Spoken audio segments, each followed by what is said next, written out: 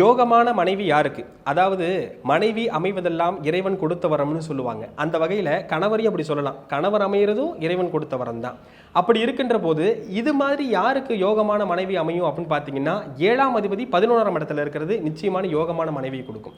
கூடுதலாக சுக்கிரன் நல்ல பாவகங்கள்ல அமர்ந்து நல்ல சுபகிரக தொடர்போடு இருக்குன்னு வச்சுக்கோங்களேன், மிக உன்னதமான மனைவியை நிச்சயமா அந்த ஜாதகருக்கு கொடுக்கும் அப்படிங்கிறத தாராளமாக எடுத்துக்க முடியும். கூடுதல் சிறப்பாக நம்ம இதில் என்ன சொல்றோம்னா, சுக்கிரன் ராகுவோட இணைவு ஒரு ஆணினுடைய ஜாதகத்தில் இருக்குன்னா, அதுவும் கல்யாணம் பண்ணக்கூடிய பீரியட்ல இருக்கு அப்படின்னாக்கா, ஈவன் சுக்கிரதசையோ அல்லது ராகுதசையோ நடந்ததுன்னா லவ் மேரேஜ் சக்சஸ் ஆகும்.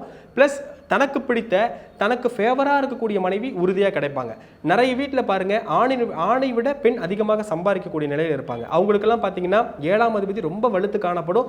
7ஆம் அதிபதி இது போன்று 11ஆம் இடத்துலையோ பஞ்சமஸ்தானத்திலையோ அமர்ந்திருக்கும். இல்லைன்னா தைரிய வீரிய உங்கணம்னு சொல்லக்கூடிய 3ஆம் பாவகத்தில் அந்த 7ஆம் அதிபதி அமர்ந்திருக்கும். அது மாதிரியான பர்சனுக்கு யோகமான மனைவியும் மனைவியால் யோகமும் கண்டிப்பாக ஏற்படும்.